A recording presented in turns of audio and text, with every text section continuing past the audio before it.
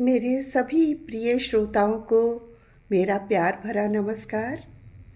आज का मेरा विषय है एक शिक्षक की सबसे बड़ी कमाई, छात्र का सम्मान।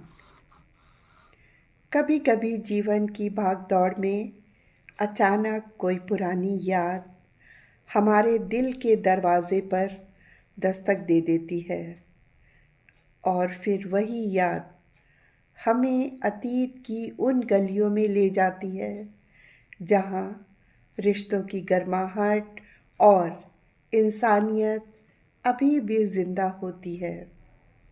आज मैं आपको अपने जीवन की एक सच्ची और दिल को छू लेने वाली घटना सुनाने जा रही हूँ। यह घटना काफ़ी समय पहले की है। एक दिन मुझे अपनी माँ के साथ ट्रेजरी जाना था। माँ को अपनी पेंशन लेनी थी। माँ अब उम्र दराज हो चुकी थी, इसलिए मैं चाहती थी कि उनका काम जल्दी हो जाए और उन्हें अधिक देर तक कहीं खड़ा ना रहना पड़े। हम दोनों सुबह जल्दी जल्दी घर से निकले। सुबह की हल्की हल्की धूप थी और सड़क पर सामान्य दिनों की तरह लोगों की आवाजाही थी। हम चौराहे पर आकर खड़े हो गए और ऑटो का इंतज़ार करने लगे। लेकिन उस दिन कुछ अलग सा लग रहा था। सड़क पर ऑटो बहुत कम दिखाई दे रहे थे। थोड़ी देर बाद किसी ने बताया कि उस दिन ऑटो की हड़ताल है। यह सुनकर मैं थोड़ी चिंतित हो गई। माँ मेरे साथ खड़ी थी और उनकी उम्र को देखते हुए मैं उन्हें अधिक देर तक यूं खड़ा नहीं रखना चाहती थी। मैं मन ही मन सोचने लगी कि अब क्या किया जाए।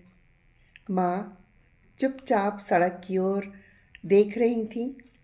शायद वे भी यह समझ रही थी कि आज हमें थोड़ी परेशानी हो सकती है। तभी दूर से एक ऑटो हमारी ओर आता हुआ दिखाई दिया। ऑटो जैसे ही हमारे पास आकर रुका, उसमें से एक युवक उतरा और बिना कुछ कहे तुरंत झुककर मेरे चरण स्पर्श करने लगा। मैं अचानक चौंक गई। उसने बहुत आदर से कहा, नमस्ते मैम, आप यहाँ कैसे? आपको कहाँ जाना है? मैंने उसे ध्यान से देखा। कुछ ही क्षणों में मैं पहचान गई कि वह मेरा ही एक पुराना छात्र है। उसे इस तरह अचानक सामने देखकर मेरे मन में एक अलग ही खुशी और अपनापन उमड़ पड़ा।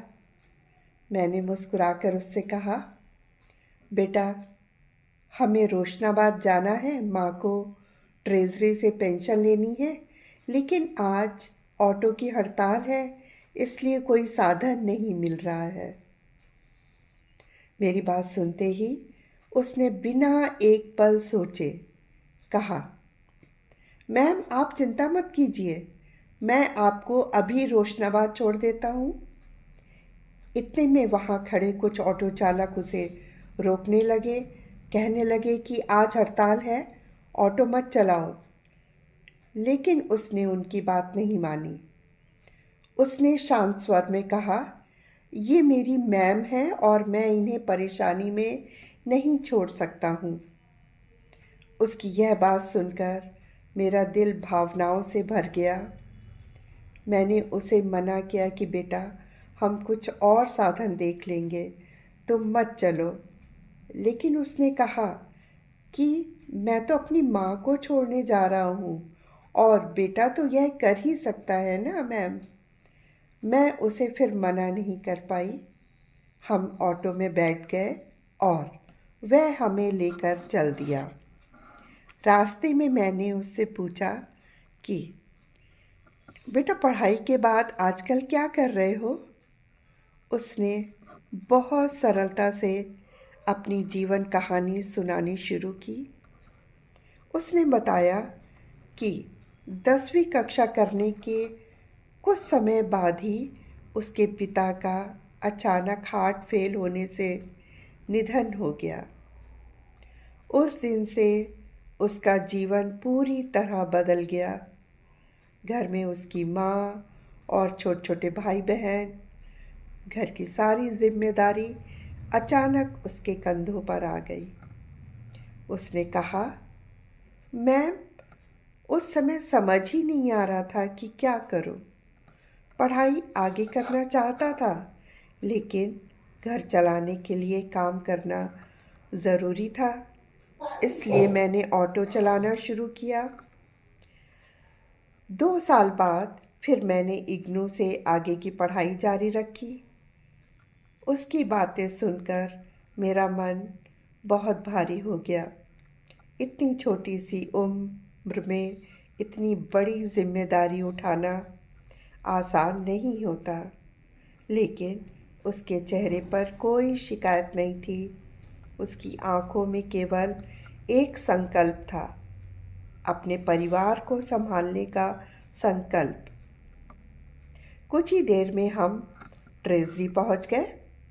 उसने बहुत ही सावधानी से ऑटो रोका ताकि माँ को उतरने में कोई कठिनाई ना हो।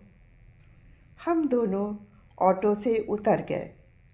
वह भी तुरंत नीचे उतरा और आदर से मेरे चरण स्पर्श करे। फिर वह चुपचाप वापस जाने लगा। मैंने उसे आवाज़ देकर कहा, बेटा, अपने पैसे तो ले लो। उसने तुरंत मुस्कुराकर कहा, मैम, आपसे पैसे कैसे ले सकता हूँ? यह तो मेरा कर्तव्य था कि आपको कोई परेशानी ना हो। आपने मुझे इतने स्नेह से पढ़ाया है। आज अगर मैं आपकी थोड़ी सी मदद कर सका तो यह मेरे लिए बहुत सौभाग्य की बात है। उसकी यह बात सुनकर मेरी आंखें भर आईं। मैंने उससे कहा, बेटा, तुम मेरे बेटे जैसे हो। क्या मैं अपने बेटे को पैसे नहीं देती हूँ? तुम यह रखो। और यह कहते हुए ज़बरदस्ती मैंने उसके हाथ में पैसे रखे और उसकी मुट्ठी बंद कर दी। वह पहले मना करता रहा, लेकिन अंत में आदरपूर्वक पैसे ले लिए और मुस्कुराकर बोला, मैम, आपका आशीर्वाद ही मेरी सबसे बड़ी पूंजी है। उसके यह शब्द आज भी मेरे दिल में गूंजते हैं। वह हमें प्रणाम करके अपने ऑटो में बैठा और धीरे धीरे वहाँ से चला गया। लेकिन उसकी वह छवि आज भी मेरे मन में वैसे ही बसी हुई है। आज भी जब उस दिन को याद करती हूँ तो मेरा हृदय भावनाओं से भर जाता है। तब मुझे एहसास होता है कि एक शिक्षक की सबसे बड़ी कमाई उसका धन नहीं होता। उसकी सबसे बड़ी कमाई उसके छात्र होते हैं। जब वही छात्र बड़े होकर जीवन के संघर्षों के बीच भी अपने संस्कार और सम्मान को नहीं भूलते, तब एक शिक्षक का हृदय गर्व से भर उठता है। आज भी उस छात्र को याद करके मन से यही दुआ निकलती है, ईश्वर उसे जीवन में बहुत आगे बढ़ाए, उसके रास्ते की हर कठिनाई को आसान करे और उसे हमेशा खुश रखे। क्योंकि सच तो यह है, दुनिया की सबसे अनमोल दौलत वही होती है जो दिलों में बसती है। आप सभी श्रोताओं का तहे दिल से धन्यवाद।